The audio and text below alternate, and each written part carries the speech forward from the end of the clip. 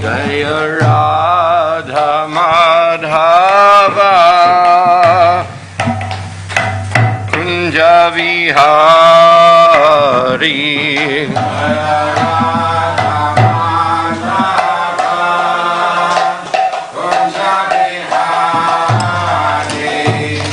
Gopi Jana Vallabha Girivardhari.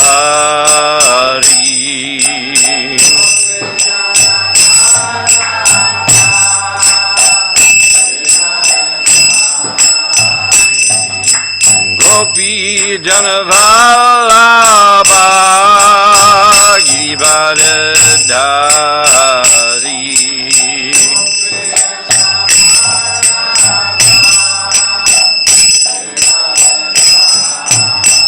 Yasodhanandana Brajajana Ranjana.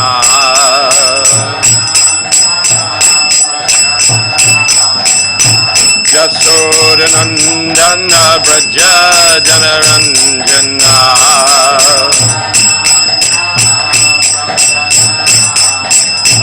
Jamuna Tira Vanachari.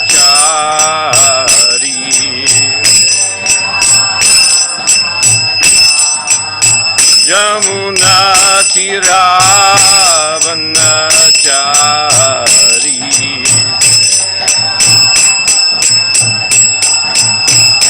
Jaya Radha Madhava Kunja Vihari.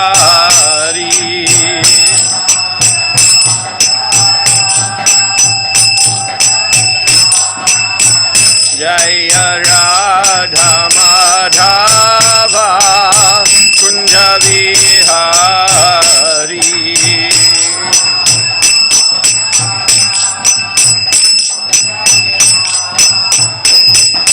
Gopi Jana Vallabha Girivardhari.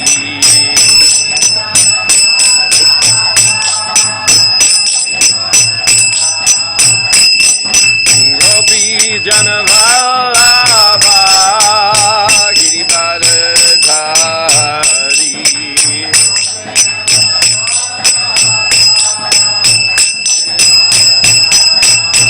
Yasodhanandana Brajajana Ranjana.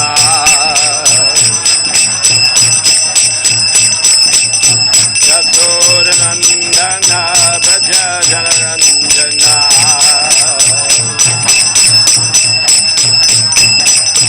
Jamuna Tira Vanachari.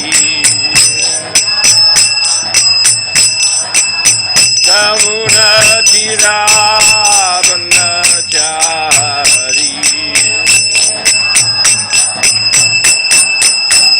Jaya Radha Madhava Kunja Vihari.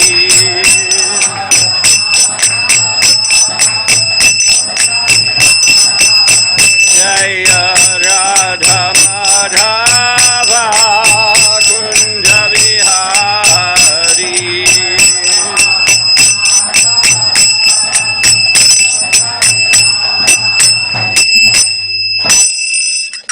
Jai Om Vishnupad Paramahansa Parivrajakacarya Ashto Tarasat Srimad His Divine Grace A.C. Bhaktivedanta Swami Maharaj Srila Prabhupada Ki Jai. Grantaraj Srimad Bhagavatam Ki Jai. Nitai Gaura Premanandi. All glories to the assembled devotees. All glories to the assembled devotees. All glories to the assembled devotees. All glories to Sri Sri Guru and Gauranga. All glories to Srila Prabhupada.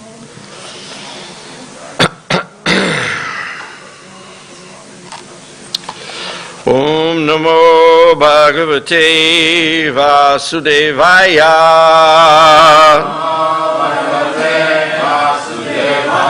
Om Namo Bhagavate Vasudevaya.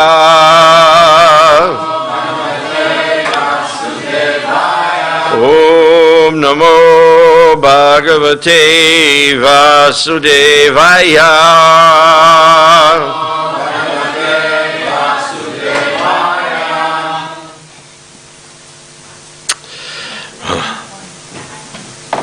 Sorry?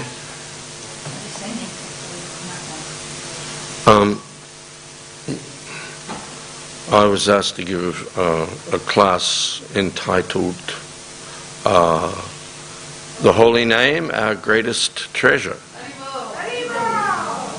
Yes? So that's what I'll try and do. Hare Krishna. The Holy Name, Our Greatest Treasure. Referring to Srimad Bhagavatam, I want to chant the verse from the second canto, first chapter, the 11th verse, famous verse. Etandir vidyamananam ichatam akutovayam yoginam niranitam harinamanukirtanam. The translation is, O King, constant chanting of the holy name of the Lord after the ways of the great authorities is the doubtless and fearless way of success for all, including those who are free from all material desires, those who are desirous of all material enjoyment, and also those who are self-satisfied by dint of transcendental knowledge. And that verse is reflected in a further statement by Sukadeva Goswami in the third chapter of the second canto, where he says, Akama savakamo va moksha kama udaradi tivrina bhakti yogena yajita purusham param. A person who has broader intelligence, whether he be full of all material desire, without any material desire, or desiring liberation, must by all means worship the Supreme Whole, the personality of Godhead. We only have an hour, so it has to be a very pricey thing if we want to talk about the holy name. Of course, you could talk all day about the glories of the holy name, but the particular aspect that I was asked to talk about is the concept that the holy name is our greatest treasure. So treasure is used there as a noun, a treasure, but treasure is also used as a verb. You can treasure something. So something is a treasure and you treasure it. Or the person, you treasure a person. Like here in Australia, they have this living national treasure concept, that people who've done significant things in society and are still alive are put into the category of national treasure, living national treasure. So we need to reflect. We use the word very easily, treasure. What is a treasure? And how do you treasure it? So,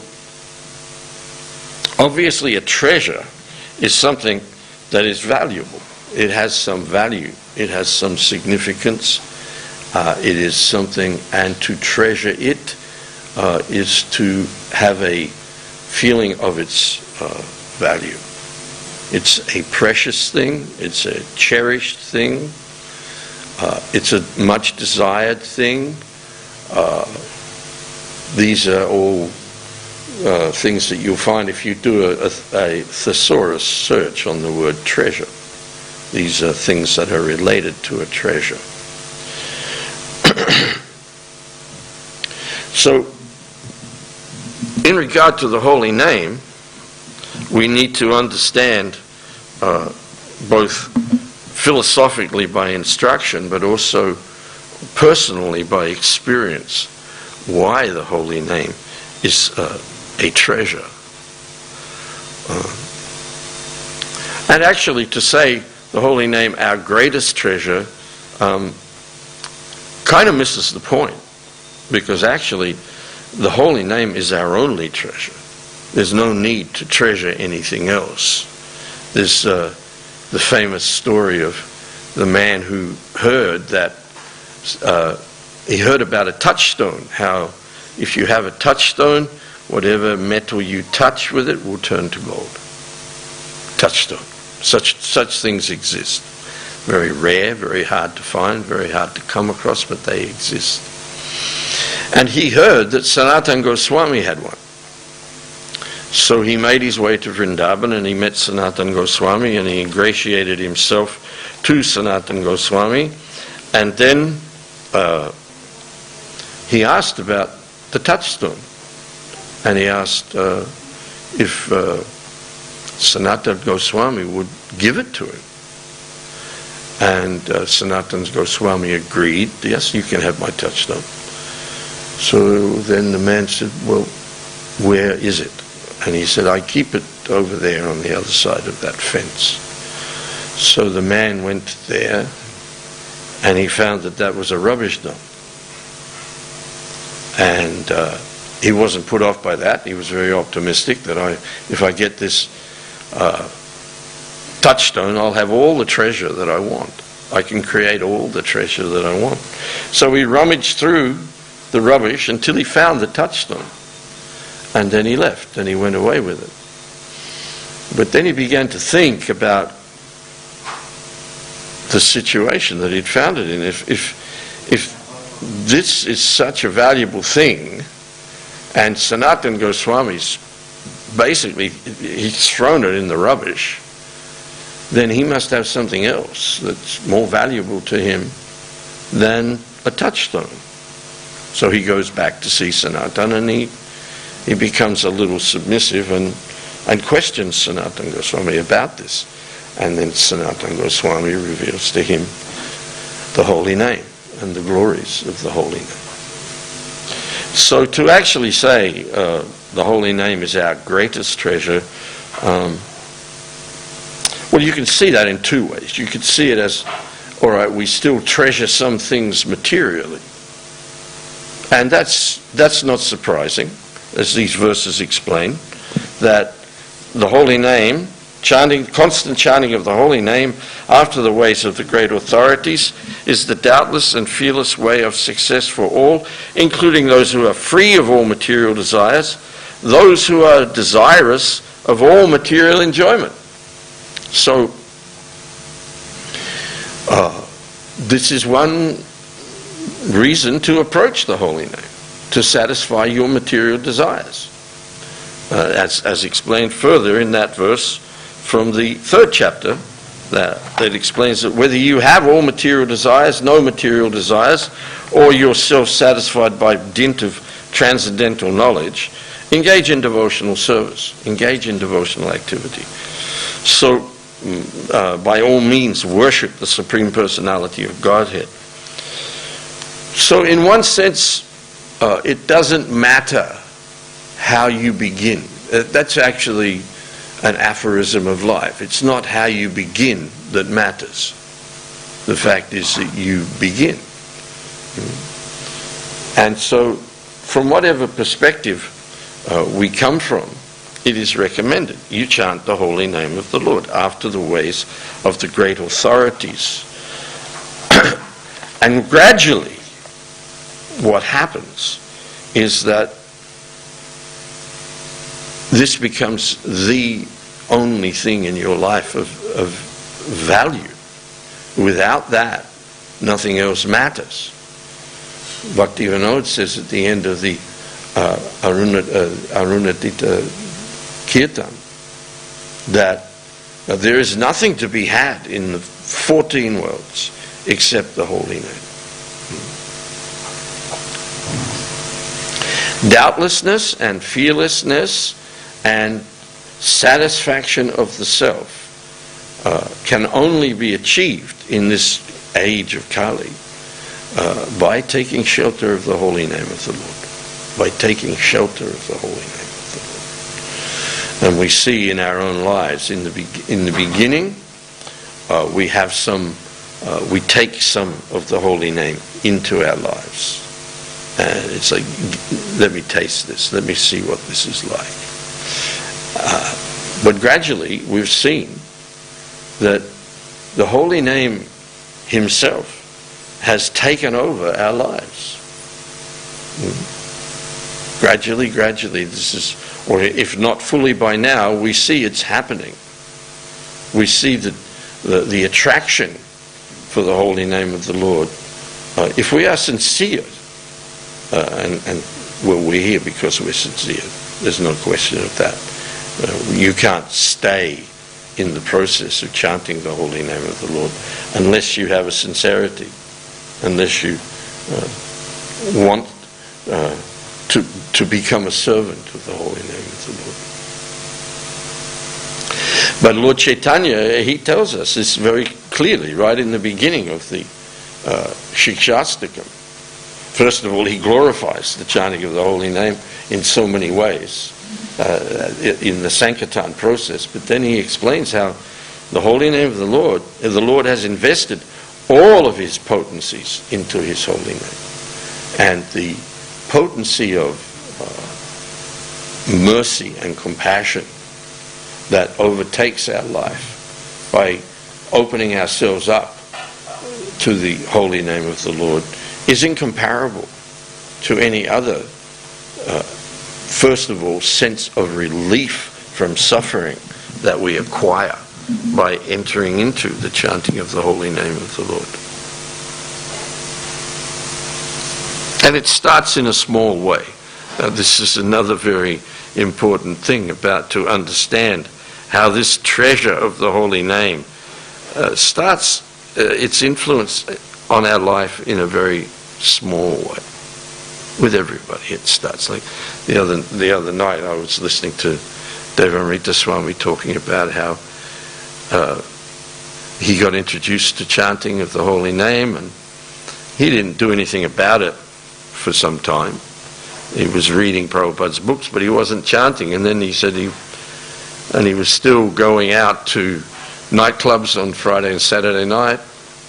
And then he explained how one Saturday morning he woke up and he was just relaxing in bed, and he thought, I'll chant a mantra. So he chanted, Hare Krishna, Krishna Krishna, Hare Hare, Hare Rama, Ram Ram, Hare Hare. And that was it. He chanted a mantra. But he said then, the next day he thought, well, I'll chant two. So he chanted two mantras. And within a very short time, he was chanting 16 rounds of mantra a day. It's just like when Vamana appears in Bali's court, and he's a little dwarf, just a little, and immediately Sukracharya sees him. He says, "Be very careful here. This is Vishnu. Don't give him anything." And of course, we know the story, how he expanded.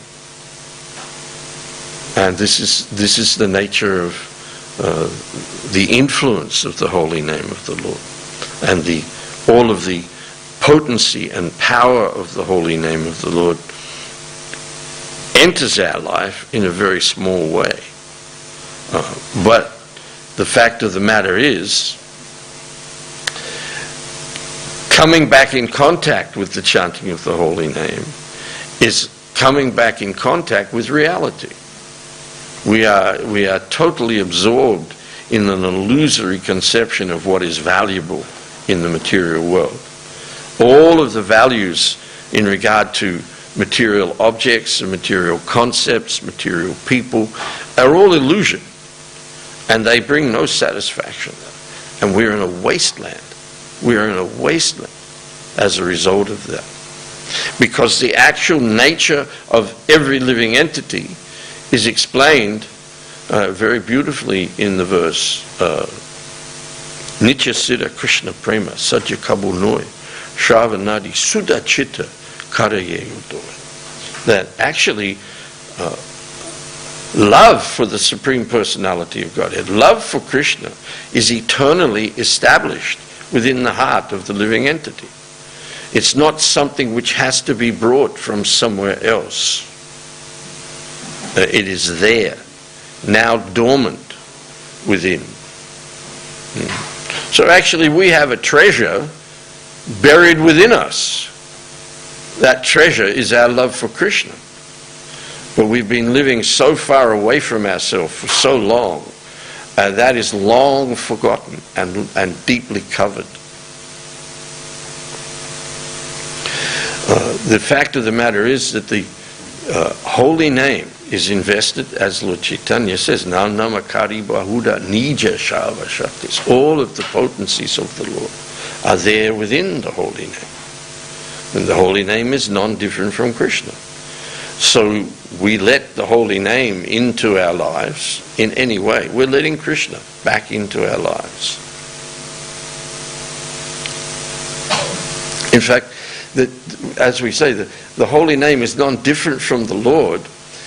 In his Namastika, Rupa Goswami, in one verse, explains that he's glorifying the holy name, and he says, you have many forms.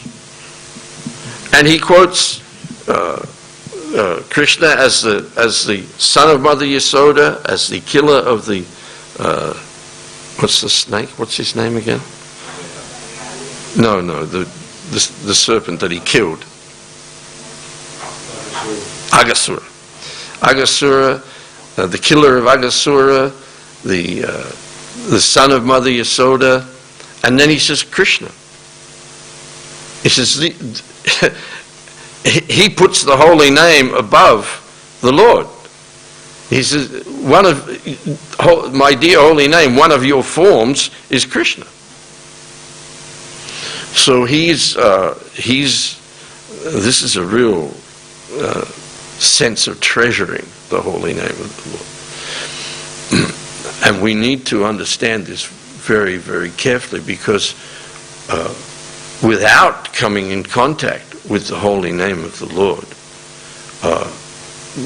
one is totally lost in the Kali Yuga. There is no hope, and there is no access to the Lord except through his holy name. But what actually happens from the moment one, with any sincerity, or even without sincerity, but especially with sincerity, as soon as one chants the holy name of the Lord, there is a reconnection with the Lord. It's instant. In the following Srila Prabhupada DVD series, in the section where Srila Prabhupada is laying the Ananta Shesha into the earth for the inauguration of the construction of the Mumbai temple, there's always voiceover of people talking about what was happening at the time. I was there, this happened, that happened. And there's a little section there where Mahansa, disciple of Srila Prabhupada, was explaining how he was present at that time when Srila Prabhupada initiated a kind of debate with his disciples, which he quite often used to do. And he said, I was a brand new devotee. He wasn't even he was a bhakta from South India. And he said, Srila Prabhupada asked the devotees, how do you know Krishna is God? And somebody said, oh, well, because Krishna says he is in the Bhagavad Gita. And Prabhupada responded by saying, well, that could be a fiction. How do you know? How do you know Krishna is God? And then somebody said, well, because you tell us he is, Srila Prabhupada. He said, I could be lying. And he kept coming back to this question, how do you know Krishna is God? And there was, all the senior men were there, and Prabhupada's batting all these things away, and Mahansa's just bhakta. And he said he couldn't help himself. He blurted out, because when you chant Krishna's name, you feel Krishna's presence. And he said, Srila Prabhupada opened his eyes wide and went, yes.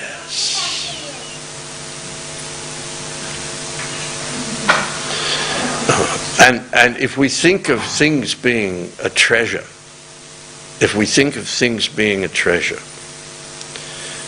what greater experience is that? That here we are, the most insignificant thing in the totality of all that exists, tiny little insignificant jivas. Insignificant in that we are just one amongst countless numbers. Countless numbers. Absolutely inconceivable numbers. And actually infinite numbers. There's no end. There's no point where you come and say, oh, that's all the jivas. There's no end to the numbers of jivas. And we are one. I am one tiny little insignificant speck in an endless array of specks. But the fact of the matter is that the Supreme Lord is totally aware of every one of us. Totally aware. He's our constant companion in this sojourn in the material world. He's our chaperone. He's the satisfier of all our desires. He's the supreme personality of Godhead. One without a second. But he's totally aware of everything and everyone. And he is totally aware of me. And he loves me. Krishna only loves. We have to be very clear about that. That Krishna only loves. All Krishna is concerned with is love. And Srila Prabhupada, many, many times, if you listen to Srila Prabhupada's lectures. Anyone here listen to Srila Prabhupada's lectures? This is very nice. This is good. I was quite stunned one time. I was giving a lecture or talk, and I quoted something from the introduction, Srila Bhaktisiddhanta's introduction to the Brahma Samhita, and I said, oh, you can hear this. Srila Prabhupada reads this and makes a comment about it. And I said, does anybody heard that? And nobody put up their hand. And I said, oh dear, does anyone listen to Srila Prabhupada? And nobody put up their hand. There was about 70 devotees there. But if you listen to Srila Prabhupada, you hear him say many times, Krishna is very much anxious for you to come back to him. Krishna is very much anxious for you to come back to him. And the special, if we talk about the qualities of a treasure, this is a wonderful quality of something to treasure, that it is a gift of love. It is a gift of love. And this is the special significance of the Sankirtan Yajna in this age, as instigated and propagated by Chaitanya Mahaprabhu. Goloka Prema Dana Harinama Sankirtan. Goloka Prema Dana Harinama Sankirtan. Lord Chaitanya has opened the door to Goloka Vrindavan by imbuing the Sankirtan Yajna for this age of Kali. Sankirtan Yajna goes on in every age of Kali. But Lord Chaitanya Mahaprabhu does not appear in every age of Kali. He appears in the age of Kali just as Krishna appears in the age of Dwarpa, once in a day of Brahma. Once in a day of Brahma. Every 8,600,000,000 years. We talk about inconceivable figures. There's one right there. 8,600,000,000 years. Break it down to seconds. break it down to nanoseconds. What a period of time. And then once only in that period of time, for a period of 48 years, Lord Chaitanya appears. And then the golden age of the Sankirtan Yajna it's explained in the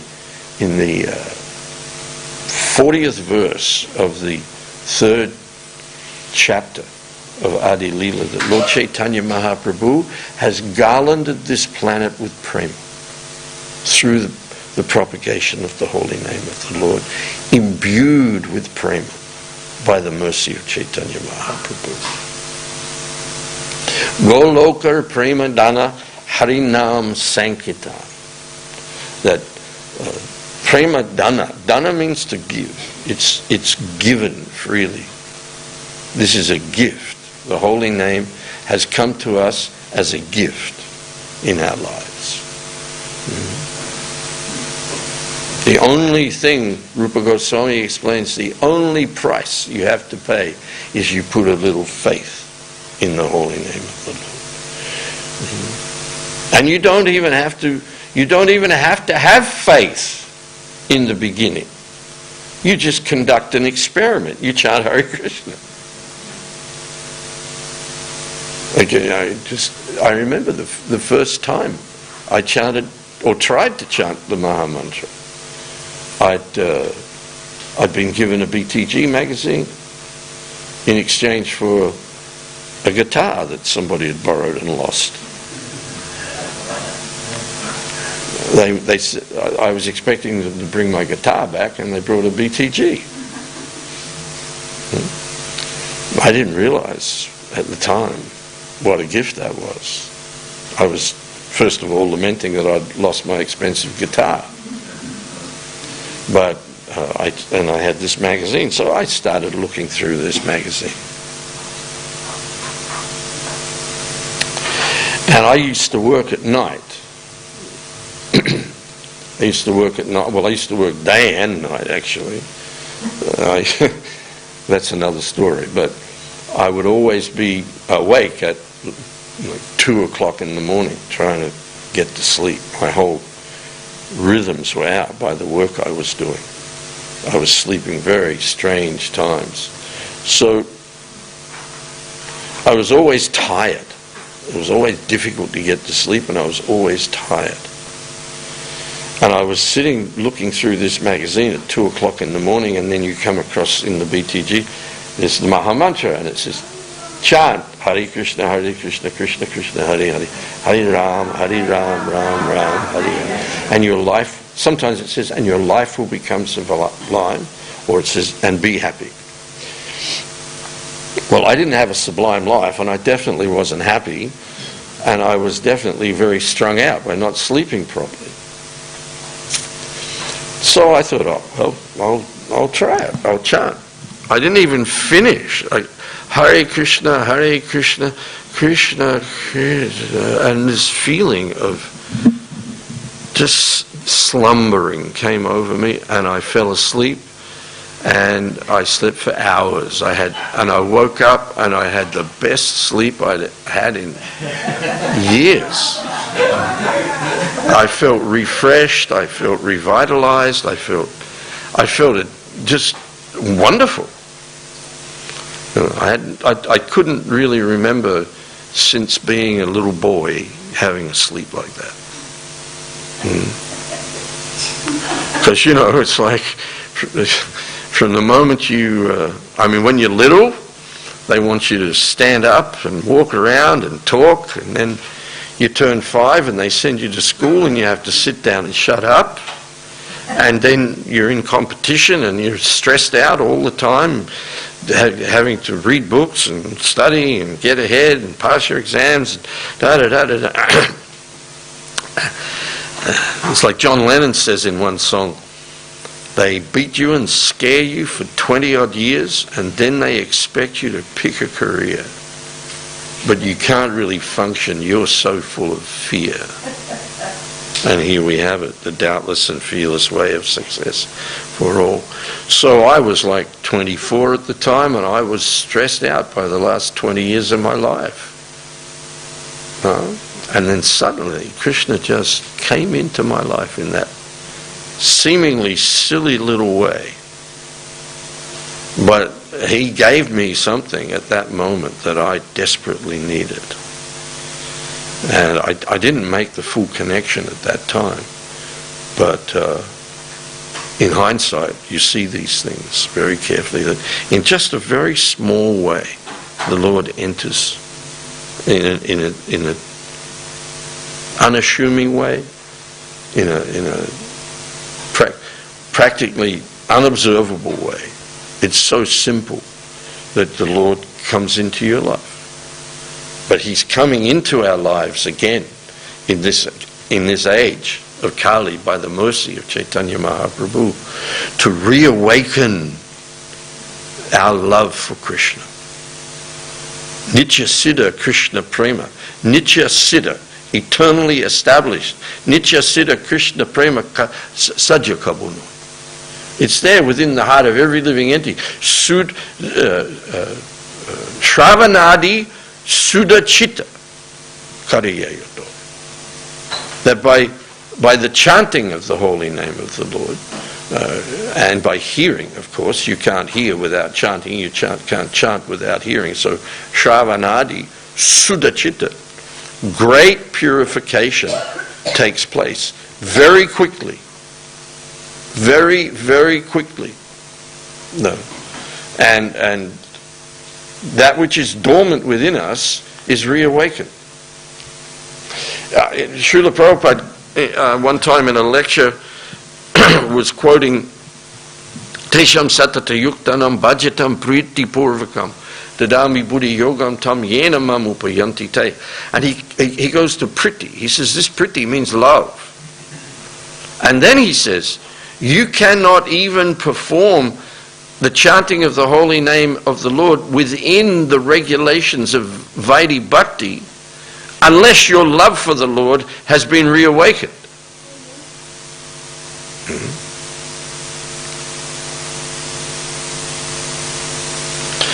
We were once lovers of the Lord, every single one of us. We were once in a loving relationship with the Lord. Don't be in any doubt of that. Don't ever be put off from that understanding.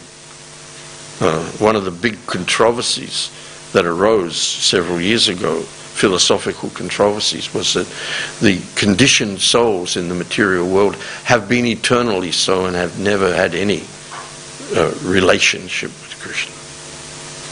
That is all bunkum. You just, again, a cursory reading of Srila Prabhupada, and you have words like re-establishing your lost relationship with Krishna. Well, how can you re-establish something that doesn't exist? How can you go back somewhere you've never been? Going back to Godhead is not just a social analysis of bringing society back to religious life. It's about literally going back to where you once were. It's as simple as that. Simple. Simple. Prabhupada says, simple for the simple. Simple for the uncomplicated people. One time, my godbrother Tribhuvanath, who was a very, very powerful preacher, a very adventurous preacher, very early in his devotional life, he opened up the centre in Edinburgh. And he invited Srila Prabhupada there, and they did some programs, and he said while Prabhupada was there, he tried to get Prabhupada's association as much as possible, so he used to go into Prabhupada's rooms and sit with him. And he said he walked in one day and he knocked and he stepped in the room and he paid his obeisances, and Prabhupada was sitting chanting japa. Hare Krishna, Krishna Krishna, Hare Hare, Hare Ram, Ram Ram, Hare. And obviously relishing it. Hare Krishna, Krishna Krishna, Hare Hare, Hare Ram, Ram Ram, Hare Hare. And Tribhuvanath he saw Tribhuvanath there, and he didn't stop chanting. Tribhuvanath came across the room and sat down in front of him. Prabhupada looked at him and he was chanting. Tribhuvanath sat there looking at Prabhupada. Prabhupada was chanting, and then all of a sudden he stopped and he said, "This Krishna consciousness is so simple, you can miss it. This Krishna consciousness is so simple, you can miss it." And so often in Prabhupada's purports, he makes this point. Just simply become absorbed in chanting the holy name of the Lord. Make the chanting of the holy name of the Lord the treasure of your life. Not the greatest treasure of your life, the treasure of your life. It is the treasure of our lives.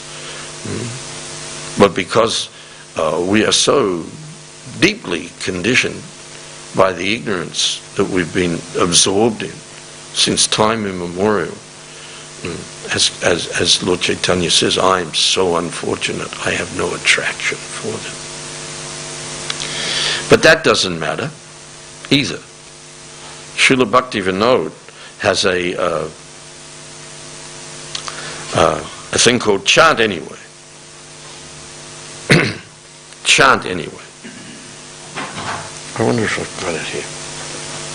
We could read all that, and then we could have some reflections from everyone.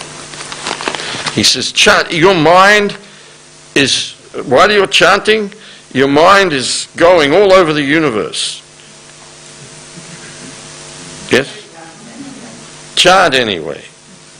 Your mind is absorbed in the past, or your mind is thinking about the future. Chant anyway. And you're chanting offensively. Chant anyway. Your mind is filled with lusty desires while you're chanting. Chant anyway. And he lists all these things. I'll just see if I can get it. 1 second. Chant anyway. Here we are.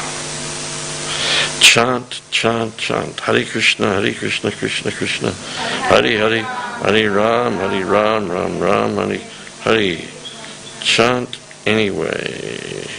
All right, here it is.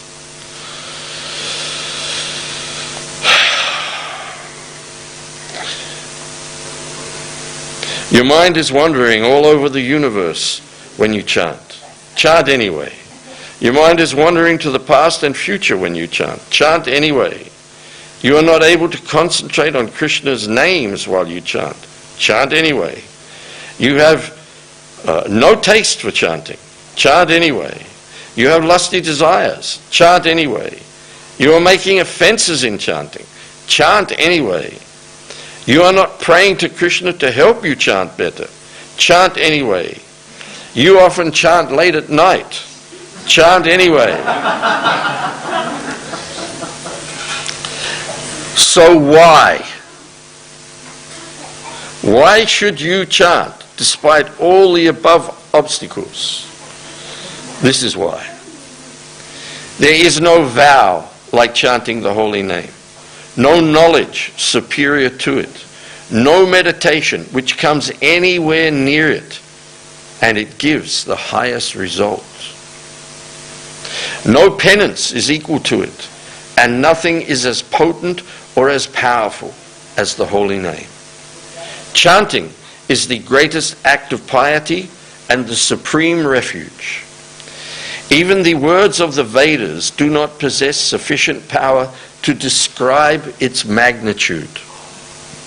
Chanting is the highest path to liberation, peace, and eternal life. It is the pinnacle of devotion, the heart's joyous proclivity. What a beautiful statement. The heart's joyous proclivity and attraction, and the best form of remembrance of the Supreme Lord. The holy name has appeared solely for the benefit of the living entities as their Lord and Master, their supreme worshipful object, and their spiritual guide and mentor. Whoever continuously chants Lord Krishna's holy name, even in his sleep,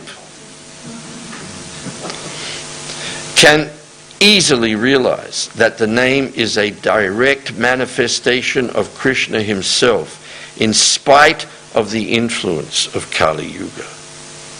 Bhaktivinoda Thakur, Sharanagati, quoted from Adi Purana.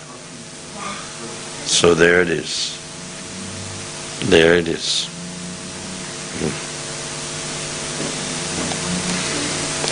Whoever continuously chants Lord Krishna's holy name, even in his sleep, can easily realize that the name is a direct manifestation of Krishna himself, in spite of the influence of Kali Yuga.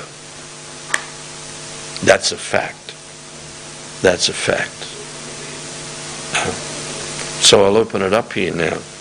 We have a little bit of time before we greet the deities. Anybody have any reflections they want to share with us, or any?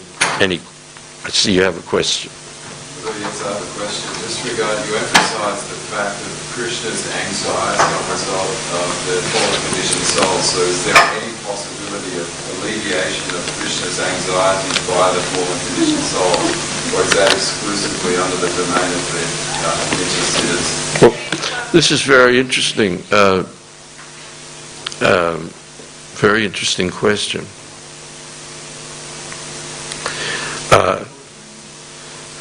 I think a reflection on that is Srila Prabhupada early in the Bhagavatam says, I'll consider my mission a success if one person becomes a pure devotee of the Lord. So any jiva, Krishna, samoham sarvabhuteshu name dveshti stinapriya. He's not partial, he's neutral, and he reciprocates according to how you behave. So any single jiva anywhere who takes to the chanting of the holy name of the Lord is relieving the anxiety of the Lord. So Krishna's anxiety for the fallen conditioned souls is equal for every single one of them. And he wants us all back. It's not like we've got all kinds of misconceptions or no conceptions in our mind about why we're here. We're not here because we've been sent here because we were naughty boys and girls. We're here because we want to be here. And every single one of us made that individual decision to come here. And that meant breaking our relationship, our personal, unique, loving relationship with Krishna. And Krishna never wanted that. Krishna never wanted that. But he sanctions, all right, you want to go to the material world, you want to forget me, then he gives us that. He satisfies all desires. And we just left him. Broke his heart. And he said, well, how can Krishna have a broken heart? How can you break Krishna's heart? Well, one of the first things I ever learned about Krishna is that all contradictions are resolved within Krishna. So on the one hand, Krishna never leaves Goloka Vrindavan. He's never not totally absorbed in his loving pastimes with his associates in Goloka Vrindavan. And simultaneously, he is very much anxious about the fact that you're lost in the material world. And he wants you back.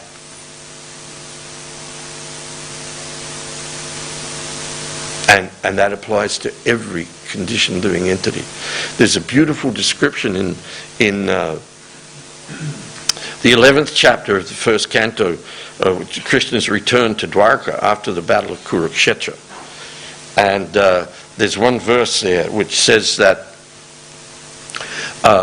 aside from Vasudeva, Ugrashava, and Gagamuni, and all of the princes, and all of the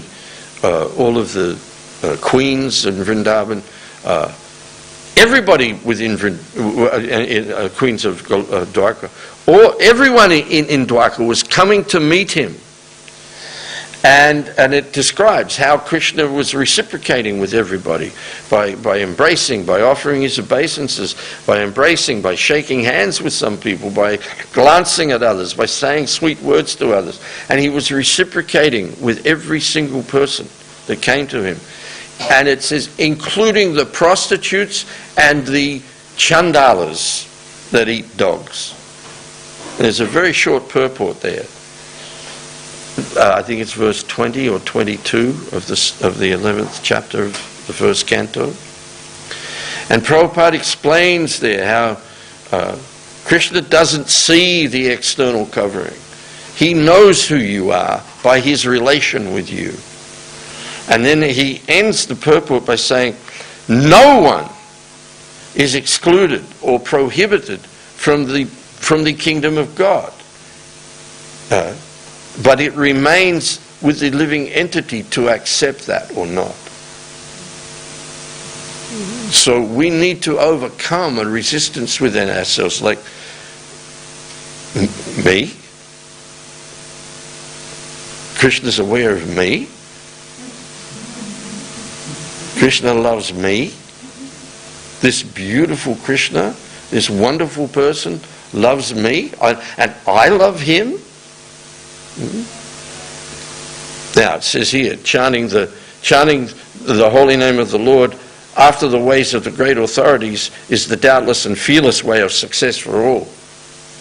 One of the definitions of fear that Prabhupada gives, he gives in the verse Vitaraga Vaya Krodha Manmaya Madhupashrita 4:10. He says, the fear is the fear of your own spiritual identity, your own spiritual personality. Because we've been living away from all of this for so long. But we've forgotten so much. But the central thing that we have forgotten is that Krishna loves us and we love Krishna. We've forgotten all about this. So coming back to it is a little scary. But we have to accept that the only reason we're coming back to it is because Krishna is very anxious to have us come back, and he's showing us the way. He's giving us the way. He's giving us this loving gesture. Chant the holy name, and everything will be revealed. Everything will come. Prabhupada personally said that to me one time. So just chant your rounds every day and chant your Gayatris and everything will come. Gradually and proportionately. So we need to reconcile with these things, that yes, Krishna is very anxious and there's a pain in Krishna's heart. There's an anxiety in Krishna's heart. And we see that when Gopkumar arrives back in Golok, in Braja.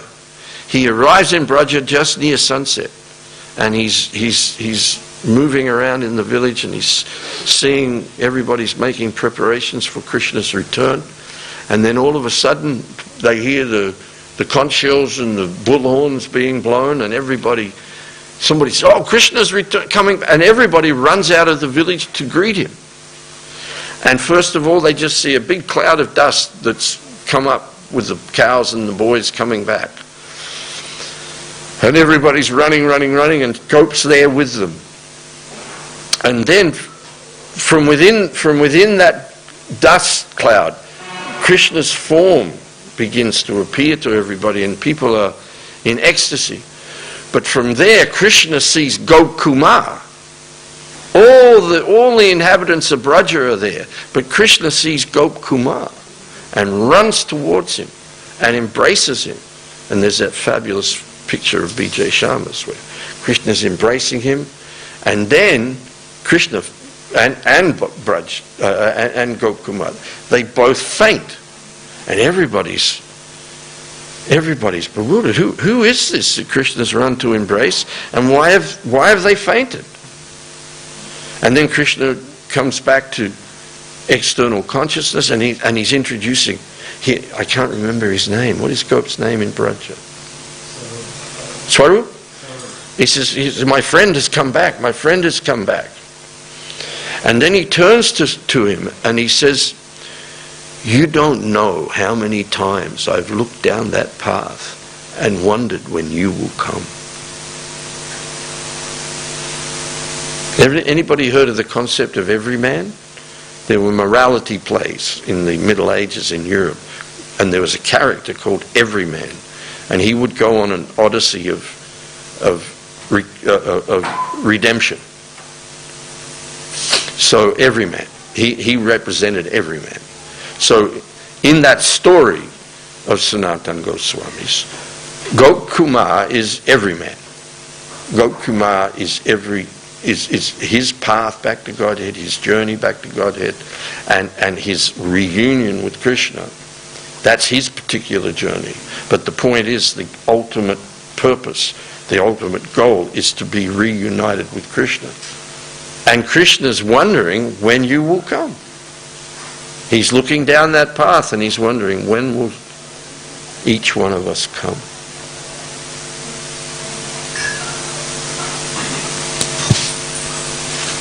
Any other questions or comments? So don't be afraid of that. We can't be afraid of actually accepting that Krishna's anxious about us, and he wants us to come back. That when you take that on board and fully take that on board, then you see all the rules and the regulations and the do's and the do-nots of our practice of Krishna consciousness are a gift. They're a treasure. That's a part and parcel of the treasure. Because these things are clearing the way for us to come back to Krishna, which is what Krishna wants. And we're never alone in this. Krishna will help. Krishna will always help.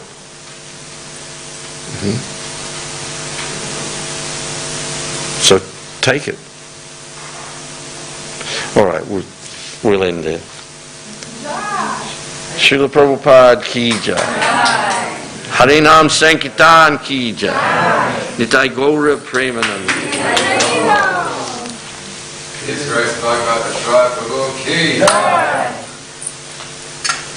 Srila Prabhupada ki jai. Let's leave it at that.